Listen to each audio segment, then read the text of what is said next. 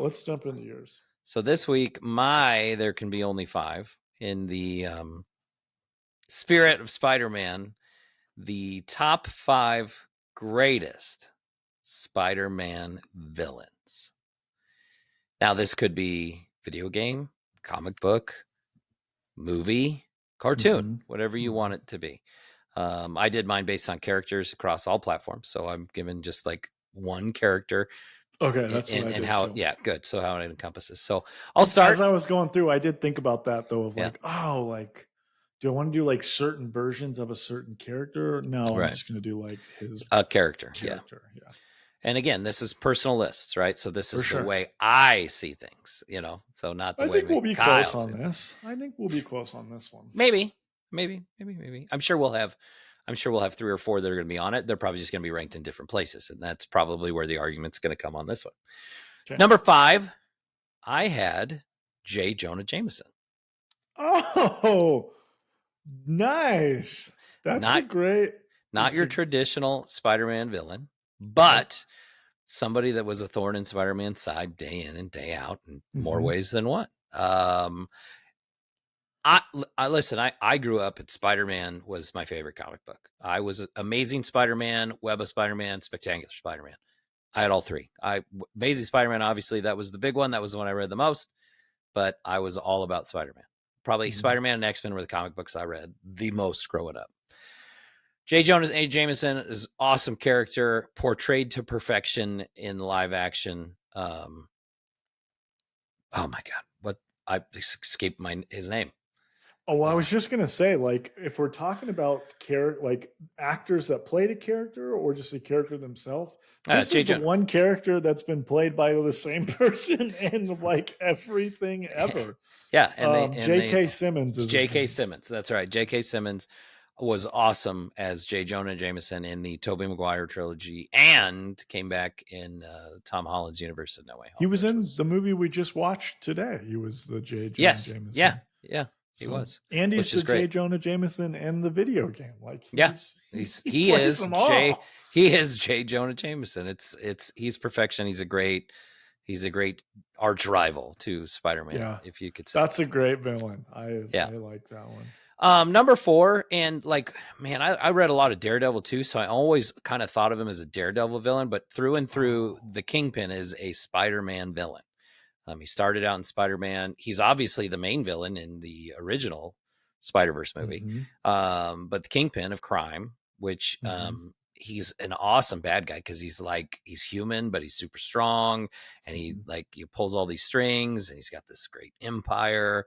Man, he's portrayed well too in the Daredevil Netflix show by Vincent D'Onofrio. It's just awesome. And then he showed up again in the Hawkeye TV show. I don't know if you got a chance to watch that, but he was awesome in that. Listen, I'm brought him back though. He deserves it. Yeah, I'm a big fan of Michael Clark Duncan, but that was not the role. That was not the Kingpin. So, but yeah, Kingpin is number 4. Number 3, I had Dr. Octopus at number 3. Boy, he's at the top, right? Like, he's one of the biggest Spider-Man villains. I kind of had gotten to the point where I was older and wasn't reading comic books anymore when he even was it Superior Spider-Man, where he took over Spider-Man's body. Yeah. Interesting storyline, right? But I loved, we talked about it before, Alfred Molina in live action was fantastic, both in Spider-Man 2 and in No Way Home. Awesome as Dr. Octopus. I even liked Catherine Hahn's version in Spider-Verse, which I thought was great. She was great as Dr. Octopus. She's great. Number 2, I just put Norman Osborn. You can call him the Green Goblin. You can call him what you want, but I put Norman Osborn as number 2. He's probably I would say probably the biggest in comic book nemesis to Spider-Man. The Green Goblin is. He's the one that killed Gwen Stacy. He's, Oscorp and all behind everything.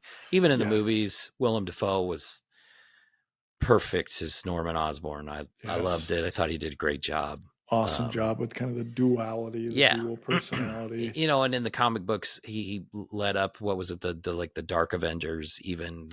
Wasn't he Iron Patriot at one point? That's a great question. I think Norman Osborn was Iron Patriot at one point too. Like he's just like this. He's kind of that like almost Lex Luthor. In Spider-Man kind of deal, you know, because he's doing all that stuff. Scientific genius. Yeah. I feel like every movie series and every TV series, like at some point revolves around like this, like that's like the DNA of Spider-Man and his stories. So absolutely. Love that. So I had him at number 2. Number 1 for me. Personal preference. Like this is like my favorite comic book character growing up. Like it's Venom. Venom is my number 1. I love Venom. The whole black suit Spider-Man storyline in like he was like I love that comic book line that Web of Spider-Man was the black suit, like he was darker, he was edgier, you know, and cool. Yeah, and then we get this whole like story where it's a symbiote and it's this alien entity and it becomes Venom. You know, and I put Venom / Eddie Brock because I think Eddie Brock's the real Venom. He's the real Venom. You know, I like the movies. I like Tom Hardy as Eddie Brock. I enjoy it. I wish they were R-rated. I wish they were better written. Yeah, but they're better than Spider-Man 3. Like for sure, sure. I wish that they. Yeah, I wish the Venom movies felt more like Spider-Man-y. Yeah. It's just like it feels weird to have Venom without Spider-Man. So so I hope that comes about. I still think we have the chance to do that, especially in the MCU with the way they've we've talked about how they've kind of rebooted Tom Holland, where he's your neighborhood Spider-Man and nobody knows who he is. Doesn't have the armor suit and all that.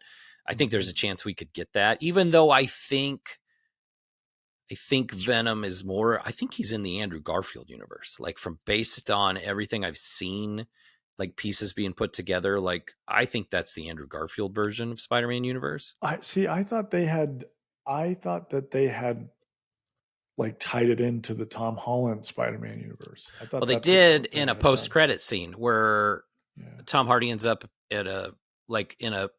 through the multiverse. He transports. And then he sees Tom Holland on TV and Venom's like, that's Spider-Man, but it's not like I know him, but it's not the one I know. You know, you ever pick up on that? I don't remember that. And then when the multiverse stuff all ends at the end of No Way Home and they close all the breaches and all the characters coming through, he gets zapped back to where he came from. That's why I think he's from Andrew Garfield's universe. Which I'd love to see Andrew Garfield come back for a third movie and with Venom in there. That would be pretty coul. So anyway, I Venom number 1. I love that list. Honestly, love where you had ones on there that I did. You had a ton on there that I did. Yeah, I like your list. Let me jump into mine. 5 was a little bit difficult. I did the classic. There were 2 that I wanted to do, and I went back and forth on them, and I decided I'm going to put them together. So number 5, tied for Spider-Man villains. They're not diabolical. They're not evil geniuses. They don't go out of their way to really give Spider-Man any trouble at all. But I have tied Rhino and Lizard for number 5. When I was a kid, they were cool. I had a Rhino action figure that there was just something cool to me about the Rhino. He's a big dumb idiot in basically every iteration. I am extremely disappointed that they got the great Paul Giamatti to play him, and then they ruined the character by making him be like a mech, like a mechanized. Not even a good mech. Yeah, like it was so crap. Like if you're gonna put him in like a super suit, like at least make him look like the Rhino. Yeah, yes, like that. That's kind of also why I like him so much, is because he just looks cool. So, and then Lizard obviously is a seminal villain in the Spider-Man universe. When he's a when he's Doc Connors, he's a good guy who helps Spider-Man, but he's a bad guy when he turns into Lizard. I actually liked what they did with him in the Andrew Garfield movie. I thought they made him like cool and interesting. Yep. And he just like he's a cool bad guy. And he's when I think of Spider-Man, those are two of the bad guys I immediately think of as his main bad guys. And so jumping into number 4, I have Doc Ock. Doc Ock, I feel like, is one of Spider-Man's top villains. Obviously, in Spider-Man 2 of the same Raimi series, that made the character 100 times better than I ever thought. But I liked his version in the 1994 cartoon. Like, I liked his green and yellow costume.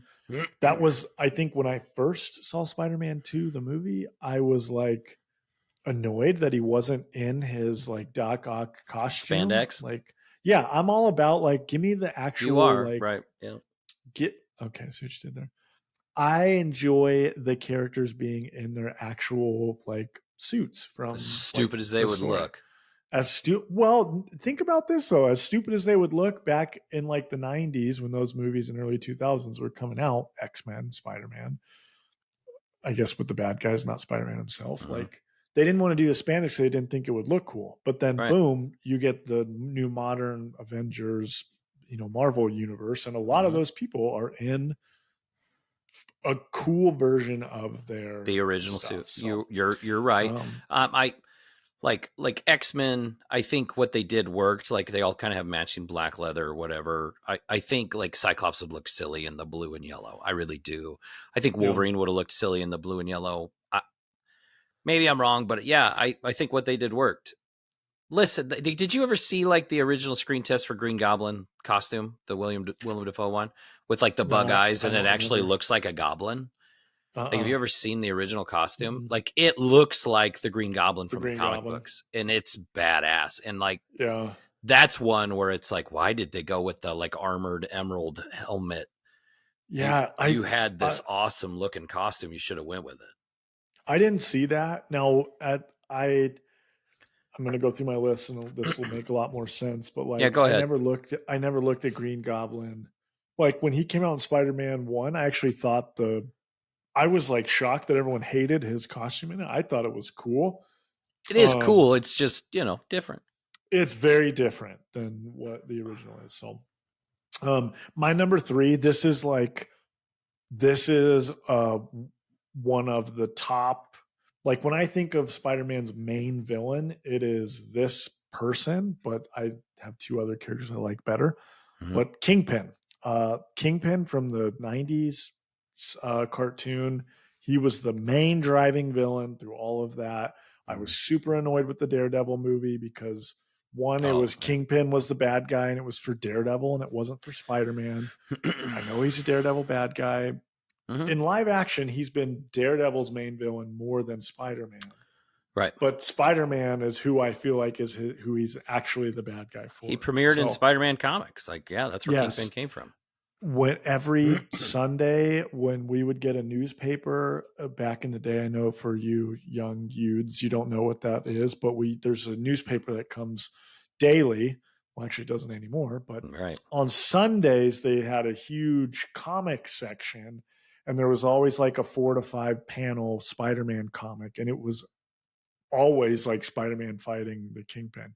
So the Spider-Man video game from 2018, Sony Spider-Man, it opens up with like you fighting Kingpin in like the very first level, and it looks just like from the original cartoon, and it filled my heart. It made my heart happy. So, okay, jumping in number 1 and 2. This was another one that it was difficult to decide who was 1 and who was 2. They went back and forth, but this was very, very like, if this is number 1, number 2 is like right there. Number 2 for me, for Spider-Man, Hobgoblin. I freaking loved Hobgoblin. I loved Hobgoblin too. I almost had him on my list. He's such a like, when I think of the Goblin bad guys, I know we've seen Green Goblin in every movie series and even the newer cartoons. But like Hobgoblin was like my goblin growing up. When I think of like hoverboard riding, freaking bomb throwing goblins, it was that. Might have to do with Mark Hamill voiced him in the cartoon, so he basically was the same voice as the Joker. But Hobgoblin is so awesome. Um, I always think of him when they are rebooting a show or a movie. On my immediate thought is like, please put Hobgoblin in it. I don't think they'll ever put him in any of the live action stuff ever. He's too like, I feel like they think you have to have the Green Goblin before you can have the Hobgoblin, and like the series never go long enough for that to happen. But it's a travesty that the Hobgoblin is not a in any kind of live action stuff, or even brought back for any of the newer cartoons. He literally lives. What were you saying? He gets referenced in No Way Home because Ned Leeds at one point became the Hobgoblin, and they kind of talk about like him turning into a bad guy. They did that because like when the originals or when the first Tom Holland Spider-Man came out and Ned was in it, like that was the first thing that everyone was like, wait, that guy's going to be the Hobgoblin, or he was the Hobgoblin at one point. So I feel like they had to sprinkle that in as like kind of a, like, yeah, we know you all know that. But Hobgoblin's been played by like, he's like five different a bunch of different guys. Yeah. Yes. Which was a big part of his character in the cartoon and in the comic, was that it was a mystery of who he was, and that's what made it interesting. Also very Joker-like. So Hobgoblin number 2, put him in a freaking movie, somebody put him in Andrew Garfield's world. Number 1, this was the coolest villain / Spider-Man character right next to Spider-Man. I love this. I wanted every action figure of him ever. Venom, number 1 Spider-Man villain. I freaking loved Venom as a kid growing up. There was just something so cool about him. I agree that Eddie Brock Venom is who Venom is and should be. They totally screwed him up in Spider-Man 3 with Topher Grace. Oh, what a travesty. That might be one of the worst casting decisions ever. I think of Venom, I think of like massive, giant, like burly Hulk-sized Spider-Man-esque. And he's got to be a bad guy. Bad guy Venom. He should be Spider-Man's bad guy. He's a great villain in the cartoon because he's basically like bigger, badder, stronger, scarier Spider-Man. And in like the late 2000s, it's kind of, he had like the Harley Quinn effect. Like everyone liked him so much that they were like, well, we need to do more of him. And so let's turn him into an anti-hero instead of being a villain like they are. Let's make him an anti-hero. And then that's my biggest gripe with the Tom Hardy movies is he's not a bad guy. And like Venom is a bad guy. And he also, the reason why his character is so interesting is because he was at kind of the seed level of when Spider-Man and Peter Parker, like they went to school together, they know each other. One, picked on the other, then one got, powers and became strong and did the right thing. And the other one ended up getting his own kind of bad, same thing, but was a bad guy with it. And so there's like a lot of that kind of tension and dynamic between them in the cartoon and in a lot of the comics. So I like bad guy Venom. Like I don't agree. If they continue with the Tom Hardy stuff and they actually make it in the Spider-Man world, that's the other big gripe with Tom Hardy's Venom is like it's in San Francisco. It's not even in New York. He's not swinging through this. He does zero Spider-Man swinging. And that is something that he does. Because he was never Spider-Man. Correct.